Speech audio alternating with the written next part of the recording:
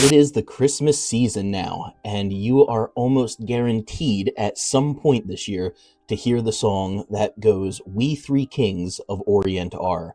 But as we have been going through the Bible talking about things that aren't quite how we often remember them to be, this song is a really good example because there weren't three, they weren't kings, and they weren't from the Orient. Hey everyone, I'm Colin, the resident nerd and Bible scholar and Christmas fanatic here at the Bible Uncut and Unfiltered. Today we're talking about the three wise men, and there's possibly no part of the Christmas story that is misunderstood more than these characters. They show up in only one account of Jesus' birth. We have two in our Gospels. Matthew and Luke are the only ones that give a birth narrative. Luke, however, does not mention these wise men. Matthew is the only one that does. And what he says about them isn't as detailed as many people think it was. If we look right in Matthew 2, it starts in verse 1. Now when Jesus was born in Bethlehem of Judea in the days of Herod the king, behold, there came wise men from the east to Jerusalem, saying, Where is he who is born King of the Jews? For we have seen his star in the east and are come to worship him. Now, that's about as detailed a description as we get of them in this story. They show up a little bit in the next several verses, but at no point in the story are we told a number of these wise men.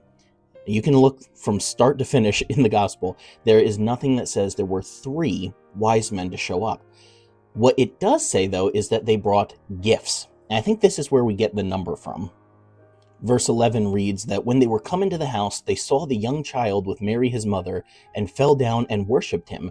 And when they had opened their treasures, they presented unto him gifts, gold and frankincense and myrrh.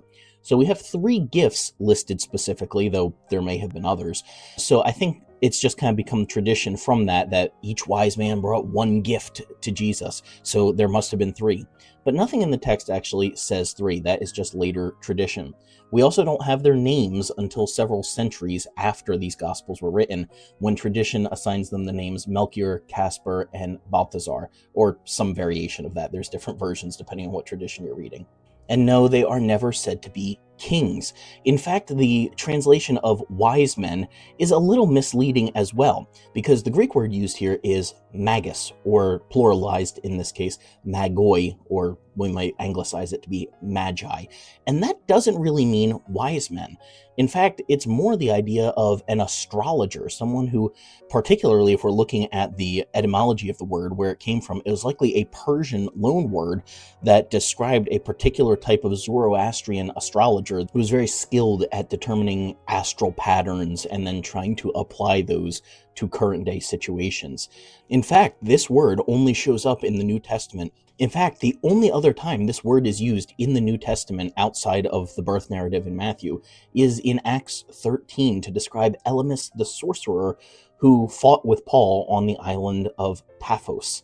And the word used to describe him as a sorcerer is the exact same word used of these people who came to visit the baby Jesus. And I find the bias in the translation fascinating to see how they went with a negative word for when it was someone that was bad in the story, but then for the exact same word translate it positively when these people came and saw Jesus. So they were not likely kings or rulers in any sense. If anything, they were likely some form of astrologer, or wise man is not a terrible definition, but they probably would have been court officials of some sort, basically counselors who advised the king based on how they determined the alignment of stars and planets to be. They also probably weren't from the Orient, as the song famously says.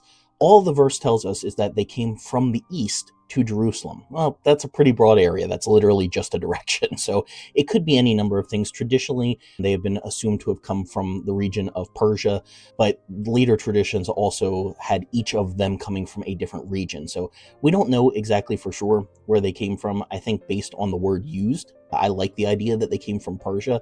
Either way, the main thing that I think we're supposed to get out of their coming from the east is that east is almost always a negative thing in the Bible, going all the way back to the start of Genesis. When Cain murdered Abel and left his family, he went east.